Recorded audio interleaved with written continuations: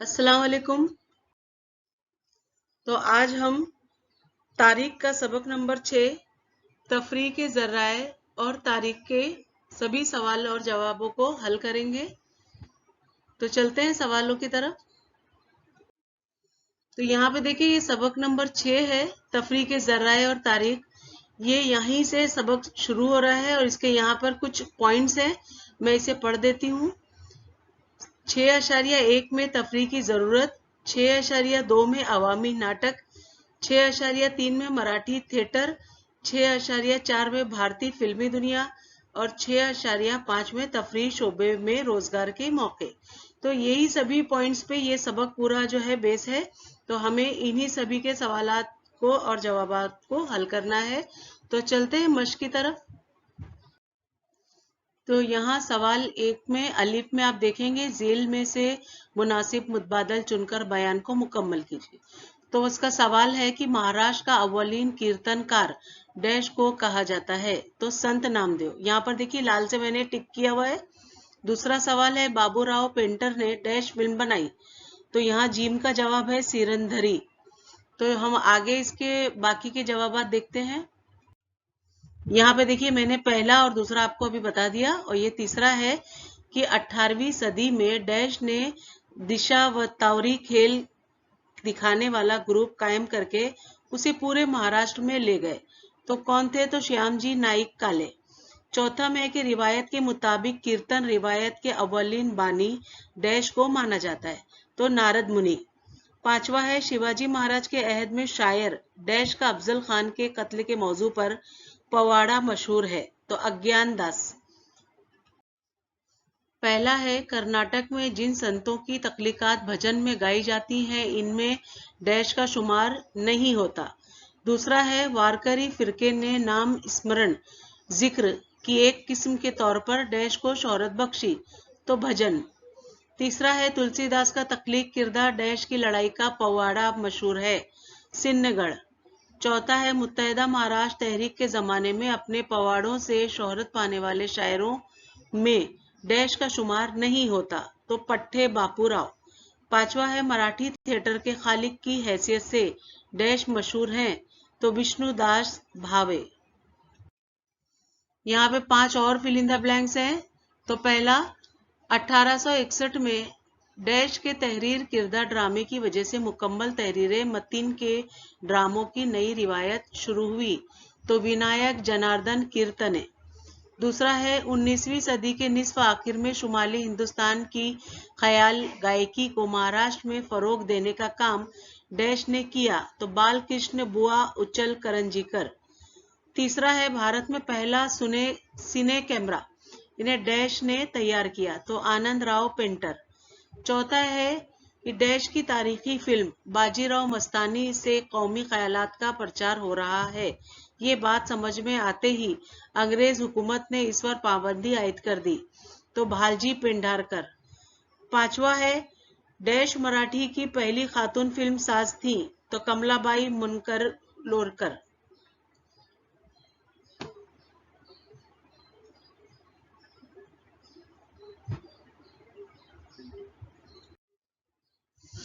यहाँ पर देखें 5 और फिल इन द ब्लैंक्स है। इसका पहला भारत की इब्तिदाई फिल्में डैश थी, खामोश फिल्में थी। दूसरा बैनुल अक़वामी फिल्म फेस्टिवल में पेश की जाने वाली फिल्म संत तुकाराम में डैश ने तुकाराम का लाजवाब किरदार अदा किया। तो विष्णु पंत गणेश। तीसरा है सत्य शोधकी कीर्तनों में मेल खाने वाले डैश के कीर्तन जात पात की तफरीक, सफाई, नशाबंदी जैसे मौजूआत के सिलसिले में बेदारी पैदा करते हैं। तो यहाँ पर है संत गाडगे महाराज। चौथा है बूढ़े से नौजवान लड़की की शादी की गलत रस्म पर मजाहिया अंदाज में डैश नामी ड्रामे में तनकीद की गई। तो संगीत शारदा।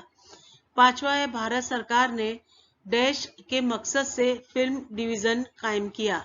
तो डॉक्यूमेंट्री और खबरों पर मबनी फिल्म बनाने के मकसद से फिल्म डिवीजन पर काम किया। तो यहाँ पर आप देखिए ब में गलत जोड़ी दुरुस्त करके दोबारा लिखना है। तो यहाँ पहला है कि रायगढ़ा लाजियो हा जाग पीते वसंत काटेकर। दूसरा है तिलक आणि आगरकर, विश्राम बेडेकर। तीसरा है साष्टांग नमस्कार, आचार्य अत्रे। चौथा है एकच प्याला, अन्ना साहेब किर्लोस्कर। तो यहाँ पे देखिए ड्रामे के नाम है और ड्रामा निगार के नाम है। तो यहाँ पहला है रायगढ़ा लाजिवाहा जाग पियते, वसंत कार्णिकर। दूसरा है तिलक आणि आगरकर, विश्राम बेडेकर। तीसरा साष्टांग नमस्कार, आचार्य अत्रे। और चौथा है एकच प्याला, अन्ना साहेब किर्लोस्कर। तो इसका जो गलत जोड़ी है वो एकच प्याला, अन्ना साहेब किर्लोस्कर। और इसकी दुरुस्त की हुई सही जोड़ी है एकच प्याला, राम गणेश गडकरी। यहाँ देखिए दूसरे में है कि गलत जोड़ी दुरुस्त करना है। तो बैनुल अक़वामी सतह पर भारत की फिल्मों को मुकाम दिलाने वाली फिल्म, पहली फिल्म तो संत ज्ञानेश्वर। और दुरुस्त की हुई सही जोड़ी है बैनुल अक़वामी सतह पर भारत की फिल्मों को मुकाम दिलाने वाली पहली फिल्म संत तुकाराम। यहाँ पे देखिए फिल्मसाज और जिनकी जिंदगी पर बनाई गई उनके नाम। तो यहाँ पर पहला है आचार्य अत्रे, राम शास्त्री।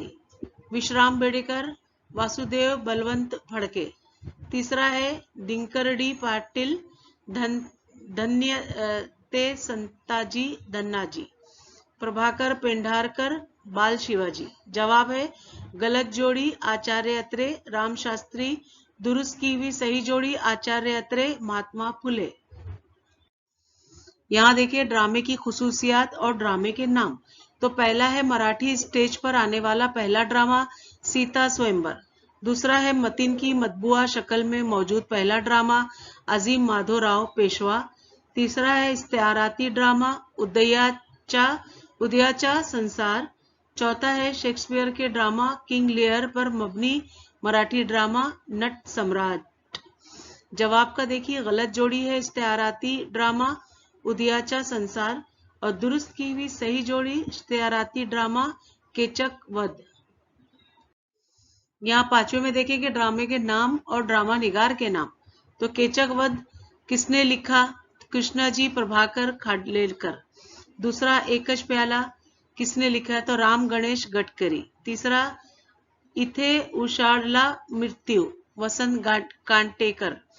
चौथा है नट सम्राट, विजय तेंदुलकर। जवाब का देखिए गलत जोड़ी क्या है?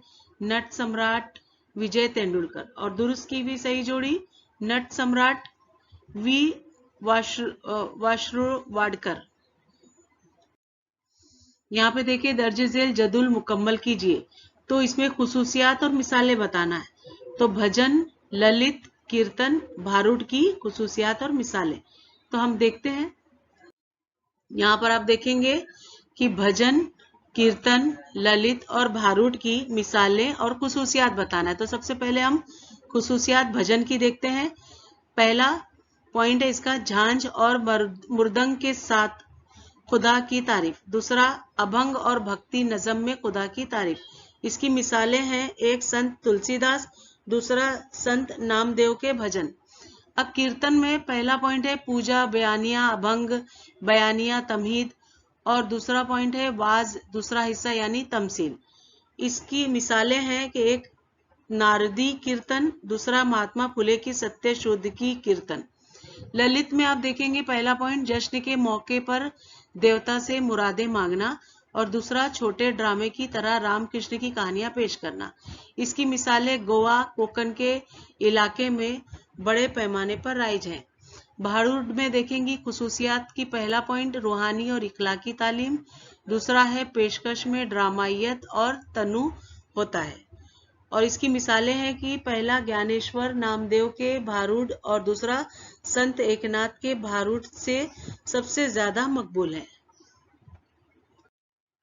यहाँ नोट लिखने को कह रहे हैं। तो 3 नोट यहाँ पे लिखना है। किस किस पर? तो पहला है तफरीह की जरूरत, दूसरा है मराठी थिएटर और तीसरा है थिएटर और फिल्मी शोबों से मुतालिक पेशावराना मौके। तो इन सभी पे नोट लिखना है। तो चलते हैं जवाबात की तरफ। तो पहला है तफरीह की जरूरत। तो जवाब का पहला पॉइंट तफरीह इंसानी जिंदगी का अटूट हिस्सा है। यही वजह है कि हर इंसान को तफरीह की जरूरत होती है। इंसान की बेऐब नशोनुमा के लिए खालिस तफरीह की बड़ी अहमियत है। दूसरा पॉइंट बंदिती टक्की जिंदगी की उकताहट को दूर करके दिल को ताजगी, जोश और वलवला बख्शने के लिए तफरीह जरूरी है। तीसरा है तफरीह दिल में उमंग पैदा करती है और काम करने की कुव्वत फराहम करती है। तफरीह मशागल के जरिए शख्सियत का इर्तिका होता है। चौथा पॉइंट के तफरीह के जरिए दिल को सुकून और मुसर्रत हासिल होती है, दिल का बोझ दूर हो जाता है। दूसरा इसका सवाल है मराठी थिएटर। तो जवाब का पहला पॉइंट किसी फर्द या ग्रोह के जरिए फनून लतीफा पेश करने की जगह यानी थिएटर है। 19वीं सदी के वस्त में मराठी थिएटर वजूद में आया। विष्णुदास भावे मराठी थिएटर के बानी थे। दूसरा पॉइंट इब्तिदाई दौर में तारीखी और देवमालाई ड्रामों के साथ साथ हल्के फुल्के तरबिया ड्रामे में भी थिएटर में पेश किए गए। इन ड्रामों की स्क्रिप्ट तहरीरी शक्ल में नहीं होती थी। तीसरा ड्रामा थुरले यानी अजीम माधवराव पेशवा से मुकम्मल तौर पर तहरीरी स्क्रिप्ट वाले ड्रामों की रिवायत शुरू हुई। 19वीं सदी के अवाखिर में संगीत नाटक की रिवायत का आगाज हुआ। समाजी मसाइल और तारीखी मौज़ूआत पर मबनी ड्रामे पेश किए जाने लगे। चौथा पॉइंट मराठी थिएटर के ज़वाल के दौर में आचार्य अत्रे के ड्रामों ने थिएटर को सहारा दिया और वी शिरुडकर, विजय तेंदुलकर, वसंत गाडेकर जैसे अदीबों ने मराठी थिएटर को मालामाल कर दिया।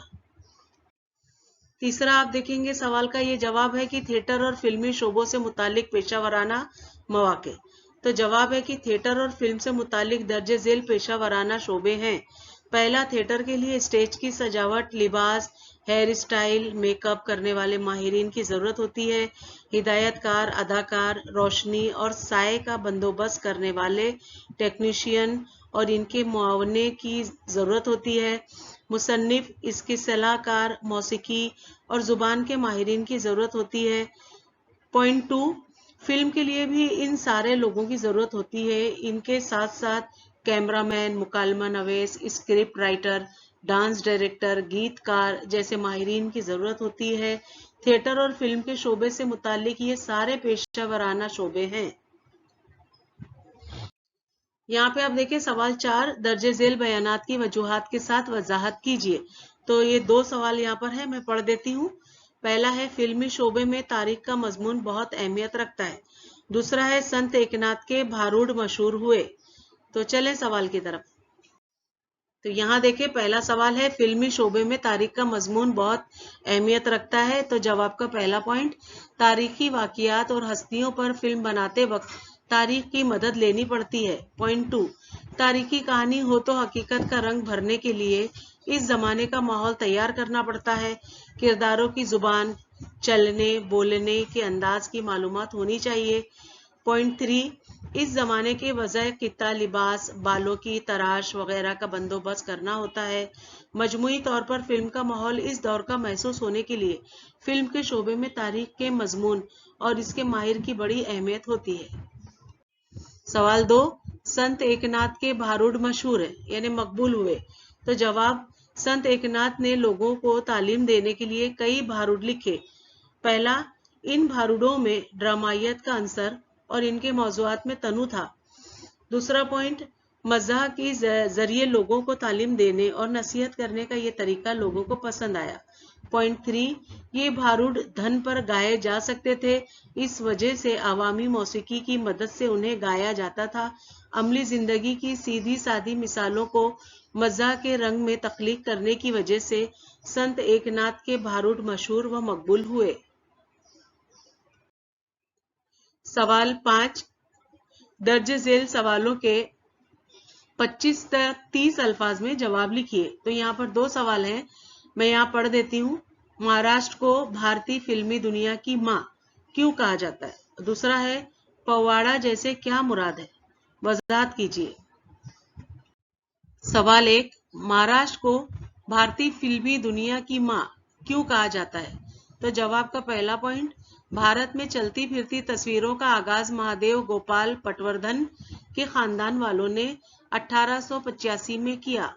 पॉइंट 2, भारत में पहली मुख्तसर फिल्म तैयार करके 1899 में हरीशचंद्र सिखाराम भाटोडेकर उर्फ सावे दादा ने मुंबई के आजाद मैदान में दिखाया। पॉइंट 3, दादा साहेब तोड़ने करंदेकर, पाटनकर और दिवेकर ने गैर मुल्की फिल्मी टेक्नीशियन की मदद से एक कहानी पर मबनी फिल्म पंडलिक 1912 में मुंबई में दिखाई। पॉइंट 4, दादा साहेब फाल्के ने 1913 में मुकम्मल भारतीय टेक्नोलॉजी इस्तेमाल करके अपनी हिदायतकारी में पहली मुकम्मल तवालत की भारतीय फिल्म राजा हरिश्चंद्र तैयार की और उसे मुंबई में दिखाया। इस तरह भारत में पहली पूरी लंबाई की फिल्म तैयार करके नुमाइश करने का सहारा महाराष्ट्र के सर है। इस वजह से महाराष्ट्र को भारतीय फिल्मी दुनिया की मां कहा जाता है। सवाल 2, पवाड़ा से क्या मुराद है, वजाहत कीजिए। तो जवाब का पहला पॉइंट, किसी वाकये का ड्रामा या बहादुरों के कारनामों को देर रस में बयान करने वाली तख्लीक को पवाड़ा कहते हैं। पॉइंट 2, पवाड़ा नस्र व नज्म के इम्तिजाज से पेश की जाने वाली एक सिन्फ है। पॉइंट 3, इससे पहले शाही दरबार और लोगों के मजमुए के सामने जोशीले अंदाज में दफ की ताल पर पेश किया जाता था। पॉइंट 4, पवाड़े में अपने जमाने के समाजी, मजहबी, सियासी हालात और समाजी रस्म व रिवाज को बयान किया जाता है। पॉइंट 5, पवाड़े का खास मकसद अवामी बेदारी और तफरीह है। पॉइंट 6, इसमें दरबारी रिवायात, तरीक़े जंग, इस्लाहों के नामों का जिक्र होता है। इस वजह से पवाड़ा तारीख नवीसी का एक मुफीद माखज भी है। अब यहाँ एक्स्ट्रा सवाल हैं सब बच्चों। यहाँ पे आप देखेंगे कि मैंने कुछ दरसी किताबों के जो पन्नों पे आपने कुछ खास चीजें हैं जिसे करना जरूरी है। तो ये दरसी किताब का सिफा 44 का है जवाब, जिसका पहला पॉइंट है कि जिस फिल्म में समाज को तहरीक मिले, नसीहत हासिल हो, ऐसी छोटी फिल्म को डॉक्यूमेंट्री कहते हैं। जिस फिल्म से मकामात और मौके के मालूमात हासिल होती है उसे खबरनामा या मालूमाती फिल्म कहा जाता है।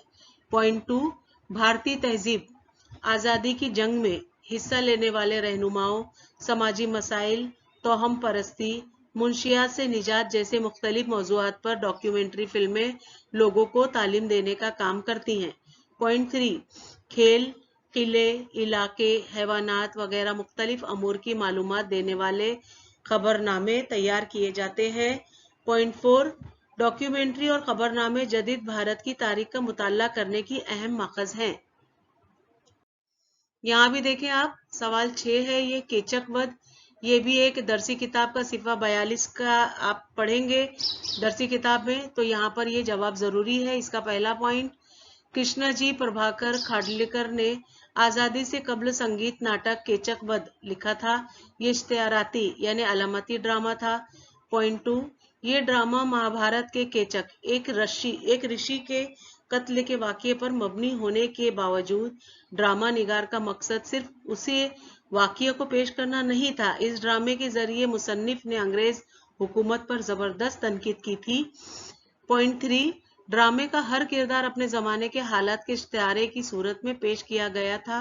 ड्रामे में द्रौपदी के रूप में बेसहारा भारत, युधिष्ठिर यानी एतदाल पसंद फरीक, भीम यानी इंतहा पसंद फरीक और केचक यानी इक्तिदार में अंधा वाइसराय लॉर्ड कर्जन को नाजरीन देखते थे। चौथा पॉइंट, एतदाल पसंद और इंतहा पसंद इस दौर के कांग्रेस में दो दाखिली ग्रोह थे। इस ड्रामे को देखकर अवाम में बरतानी हुकूमत के खिलाफ नफरत पैदा होती थी। यहाँ पे देखिए एक्स्ट्रा सवाल में आप दरसी किताब सिफा नंबर 43 का ये नट सम्राट जो सवाल है, इसके जवाब का पहला पॉइंट, मशहूर ड्रामा निगार विष्णु वामन शिरुडकर कुसम्मा गर्ज का तहरीर किरदा मशहूर ड्रामा नट सम्राट 1970 में थिएटर में पेश किया गया। अंग्रेजी के मशहूर ड्रामा निगार शेक्सपियर के ड्रामे किंग लियर पर नट सम्राट मुबनी है। पॉइंट 2, इस ड्रामे की हजनिया हीरो गणपतराव बेलुलकर का किरदार इस जमाने के मशहूर अदाकार गणपतराव जोशी और नाना साहेब फाटक की शख्सियत के इम्तिजाज से तैयार किया गया था। इन दो अजीम अदाकारों की शख्सियत की झलक इस किरदार पर पाई जाती है। पॉइंट 3, इस ड्रामे का अलमिया किरदार वो अदाकार है जो अब बूढ़ा हो चुका है। इसने अपना सब कुछ अपनी औलाद को दे दिया, लेकिन बुढ़ापे में उसे इनसे सिर्फ बेइज्जती मिली। एक जमाने में जिस अदाकार ने स्टेज पर एक से एक उम्दा किरदार अदा किया था, ये उसी की अलमिया दास्तान है। पॉइंट 4, इस ड्रामे ने ड्रामा निगारी और स्टेज पर तजुर्बा करने की एक नई तारीख रकम की। यहाँ पर बच्चों आप देखेंगे कि दरसी किताब सिफा 39 पर यह सवाल तफरी की मुख्तलिफ इकसाम बताइए और इनकी जमात बंदी कीजिए। तो जवाब का पहला पॉइंट है कि तफरी की जमात बंदी दो किस्मों में की जाती है। एक, सरगर्मी, उसास और तफरी। दूसरा, गैर सरगर्मी, उसास और तफरी। तो दूसरा पॉइंट है, किसी सरगर्मी में इंसान की अमली, जिस्मानी या जहनी शमूलियत हो तो वो सरगर्मी, उसास, तफरी है, और गैर सरगर्मी, उसास, तफरीहात में इंसान अमलन शरीक नहीं होता। तीसरा पॉइंट, अमलन क्रिकेट खेलना सरगर्मी, उसास, तफरी है, जबकि क्रिकेट का मैच या फिल्म देखना गैर सरगर्मी, उसास, तफरी है। पॉइंट 4, जश्न, मेले, नाच गाने में अमलन हिस्सा लेना सरगर्मी, उसास, तफरी है, जबकि इन सबको एक नाजरीन, तमाशा बीन की हैसियत से देखना और लुत्फ अंदाज होना गैर सरगर्मी, उसास, तफरी है। यहाँ पर देखें बच्चों आप, ये दरसी किताब सिफा नंबर 43 का ये एक सवाल है, फिल्मों की किस्में बयान कीजिए। तो जवाब का आप देखेंगे कि नोयत, मकसद और लंबाई वगैरह के लिहाज से फिल्मों की मुख्तलिफ किस्में होती हैं जो हस्बे झेल हैं। तो पहला, खबरनामा, डॉक्यूमेंट्री, इश्तिहारी फिल्म जैसे महदूद मकासद की हामिल मुख्तसर फिल्में। पॉइंट 2, कार्टूनी फिल्में, कहानी पर मबनी फिल्म, मज़ाहिया फिल्म भी एक किस्म है। पॉइंट 3, तालीमी फिल्म, फौजी फिल्म, खबरनामा जैसी मालूमाती फिल्में होती हैं। पॉइंट 4, मौजू के लिहाज से समाजी, देवमालाई, सियासी, तफरीही फिल्मों की एक अलग किस्म है। पॉइंट 5, महमाती यानी स्टंट फिल्म और सवानी फिल्म भी फिल्मों की किस्में हैं। पॉइंट 6, फिल्मों की एक किस्म एनिमेशन की हुई यानी कार्टून, छोटे बच्चों के लिए तैयार किरदा फिल्म है। इब्तिदा में खामोश फिल्में थी, लेकिन अब सभी फिल्में बोलती फिल्में हैं। यहाँ पर बच्चों आप देखेंगे कि ये एक सरगर्मी है। एक इस एक्स्ट्रा क्वेश्चन में मैंने पेज नंबर 42 का आपको ये छोटे छोटे सवालों के मैं जवाबात दे रही हूँ, तो इसे आप गौर करें। तो इसका पहला है, स्टेज पर ड्रामा सीता स्वयंवर किसने पेश किया? तो जवाब है, स्टेज पर ड्रामा सीता स्वयंवर विष्णुदास भावे ने पेश किया। सवाल 2, ड्रामा संगीत शारदा का मुसन्निफ कौन है? तो जवाब, ड्रामा संगीत शारदा का मुसन्निफ गोविंद बिल्लाल देवल है। और तीसरा सवाल, वाजे कीजिए कि ड्रामा किस तरह समाजी बेदारी पैदा करता है? तो जवाब का पहला पॉइंट, ड्रामा समाई व बसरी फन की एक किस्म है, यानी सुनने और देखने का एक किस्म है, इसीलिए इसके नाजरीन पर बहुत ज्यादा असर पड़ता है। पॉइंट 2, समाज की मुख्तलिफ बुराइयों, गलत रस्म रिवाज, रिवायतों, तोहम परस्ती वगैरह अमूर को ड्रामों में पेश करके समाजी बेदारी पैदा करने की कोशिश की जाती है। पॉइंट 3, ड्रामा संगीत शारदा में बूढ़े मर्द की जवान लड़की से शादी की जालिमाना रिवायत पर रोशनी डाली गई है। पॉइंट 4, राम गणेश गडकरी ने अपने ड्रामे एकच प्याला में शराब के बुरे असरात के बारे में समाज को बेदार किया है। यहाँ पर ये तस्वीर आप देखें और इसी पे मबनी ये सवालात हैं और जवाब का पहला पॉइंट है। ये एक्स्ट्रा सवाल में आप है तो आप इसे गौर करें कि ये तस्वीर किसकी है। तो तस्वीर देखते ही ये जवाब का पहला पॉइंट है कि ये तस्वीर भारतीय फिल्मी दुनिया के खालिक कहे जाने वाले दादा साहेब फाल्के की है। आपने नाम सुना ही होगा कि ये अवार्ड है दादा साहेब फाल्के जो इनके नाम से दिया जाता है। तो अभी पॉइंट 2 है, उन्होंने 1913 में पहली मराठी खामोश फिल्म राजा हरिश्चंद्र पेश की, जिसकी हिदायतकार वो खुद थे। इस फिल्म की तैयारी का सारा काम उन्होंने खुद भारत में किया। इस फिल्म की यही सबसे अहम खुसूसियत है। पॉइंट 3, इसके बाद उन्होंने मोहिनी, भस्मासुर और सत्यवान सावित्री नामी खामोश फिल्में बनाई। आगे है इसी में के आगे सवाल है, ये देखिए चौथा सवाल, उन्होंने एलोवेरा के गार और नासिक तरम्बिकेश्वर के तीर्थ के इलाकों पर डॉक्यूमेंट्री तैयार की। डॉक्यूमेंट्री के खालिक होने का सेहरा भी उनके सर है। पॉइंट 5, आगे चलकर उन्होंने तारीखी देवमालाई मौजूआत पर भी फिल्में बनाई। जाती फिल्म साज अदारा फाल्के फिल्म्स लिमिटेड कायम किया। इस अदारे ने 40 फिल्में तैयार की।